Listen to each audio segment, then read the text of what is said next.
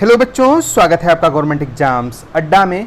बच्चों, सीबीएसई ने supreme court के वकील को रिप्रेजेंटेशन के आधार पर लिए गए अपने निर्णय की कॉपी भेज दी है।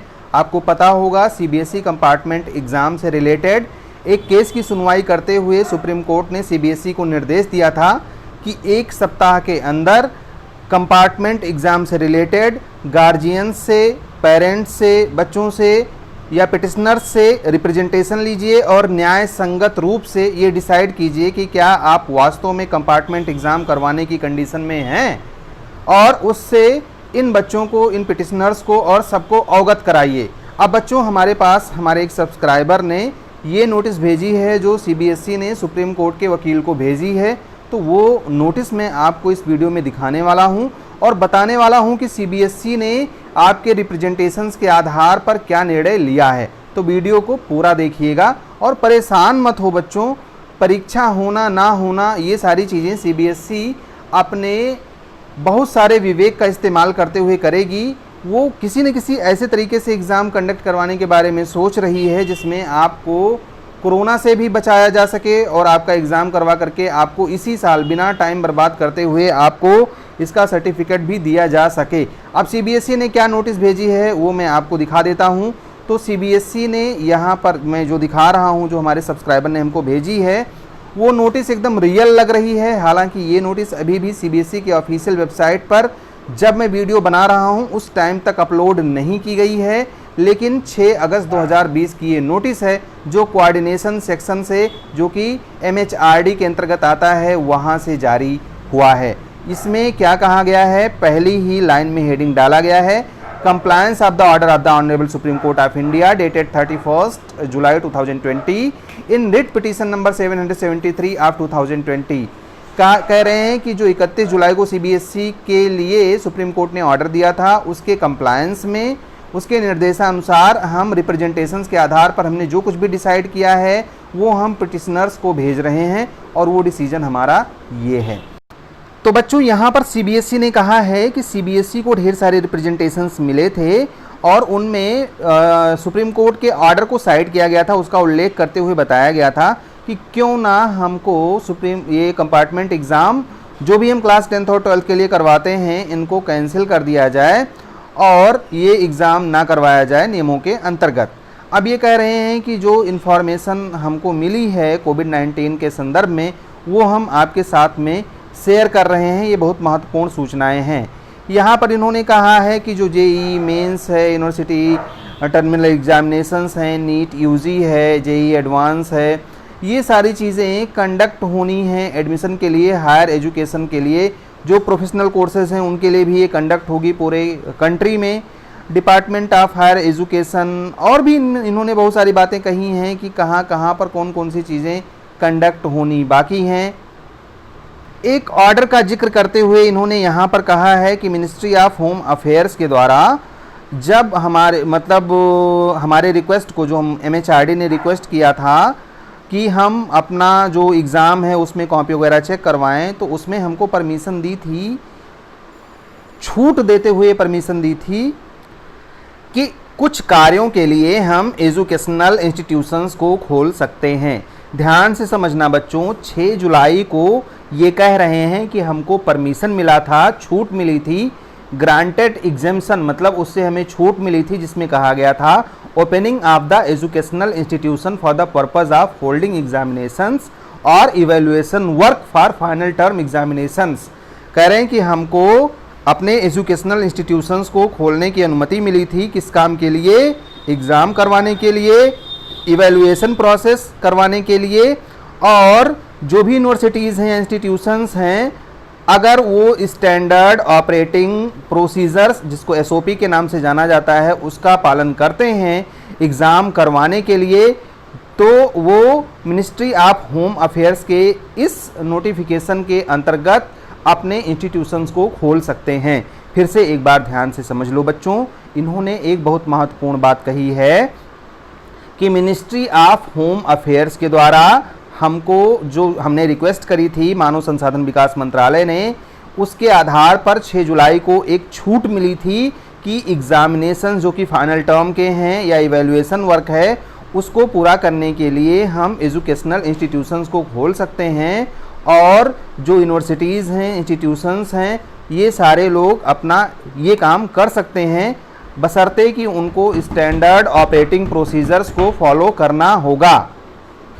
तो ये बहुत महत्वपूर्ण ऑर्डर इन्होंने यहाँ पर लगाया है। इसके साथ में इन्होंने 20 मई को गृह सचिव के माध्यम से बताया है कि जो मिनिस्ट्री ऑफ होम अफेयर्स के गृह सचिव थे गवर्नमेंट ऑफ इंडिया के, उन्होंने भी हमको ये छूट दी थी, जो भी स्टेट एजुकेशन बोर्ड्स थे और सीबीएसई थी लॉकडाउन के दौरान, कि हम बोर्ड एग्जामिनेशंस कंडक्ट करवा सकें। ध्यान से सुन लेना बच्चों, इन्होंने कहा है कि 20 मई 2020 को जो गृह सचिव हैं मिनिस्ट्री ऑफ होम अफेयर्स के गवर्नमेंट ऑफ इंडिया में, उन्होंने हमको छूट दी थी, हमको परमिशन दी थी या छूट हमको दी थी कि स्टेट बोर्ड, जितने भी स्टेट एजुकेशन बोर्ड हैं और सीबीएसई है, वो लॉकडाउन के मेजर्स को ध्यान में रखते हुए बोर्ड एग्जामिनेशन क्लास 10th और क्लास 12th का कंडक्ट करवा सकती है।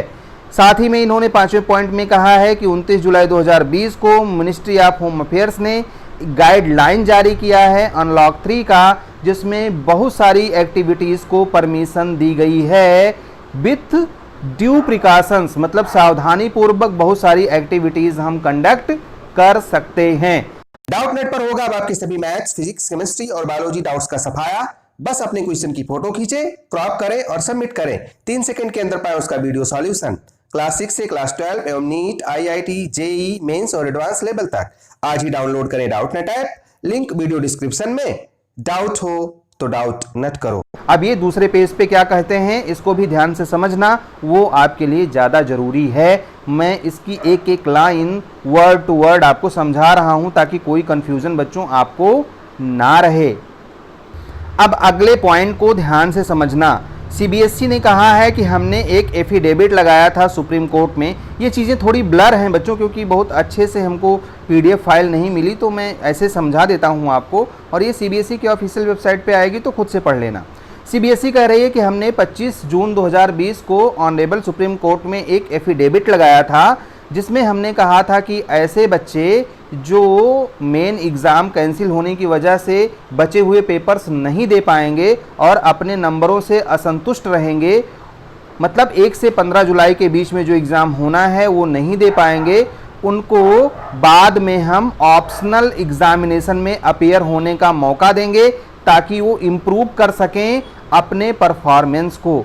और उसी क्रम में सीबीएसई को सुप्रीम कोर्ट ने ये छूट दी थी कि आप अपना ये एग्ज़ाम कैंसिल कर दो। यानी 1 से 15 जुलाई के बीच में जो एग्ज़ाम होना था वो कैंसिल हुआ था। शर्त ये रखी गई थी कि जिन बच्चों को अपना इम्प्रूवमेंट करना होगा उनको ऑप्शनल एग्ज़ाम करवाने का मौका दिया जाएगा। ये बात सुप्रीम कोर्ट ने ही कही थी।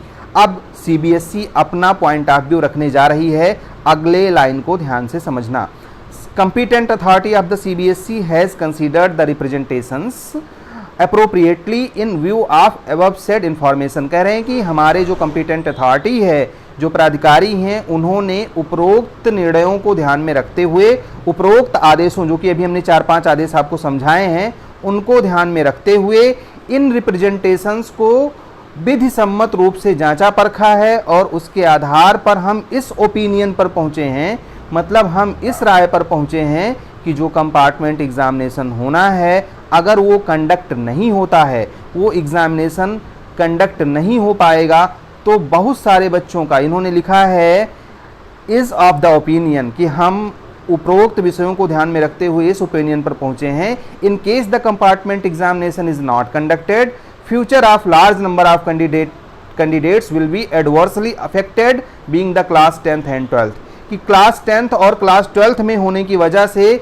बहुत सारे बच्चों का भविष्य नकारात्मक रूप से, बहुत प्रतिकूल रूप से प्रभावित होगा। और इसीलिए इन्होंने अगली लाइन लिखी है, ध्यान से समझना। Accordingly request received in the form of representation for not holding the examination can not be accepted by the CBSE. इसी वजह से जो रिक्वेस्ट हमको मिली हैं रिप्रेजेंटेशन के रूप में कि हम एग्ज़ाम ना करवाएं, उसको हम एक्सेप्ट नहीं कर सकते। सीबीएसई उसको मान्य नहीं कर रही है। फिर सीबीएसई ने अगले लाइन में अपना डिसीजन दिया है कि CBSE will hold the compartment examination by following the detailed standard operating procedures keeping in view the covid pandemic.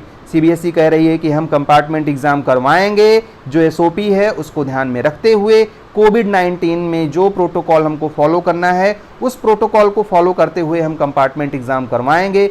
बच्चों, मैं बार बार कहता रहा आपसे कि सीबीएसई एग्जाम करवाएगी करवाएगी करवाएगी, और आप लोगों ने बार बार हमको गालियां दी।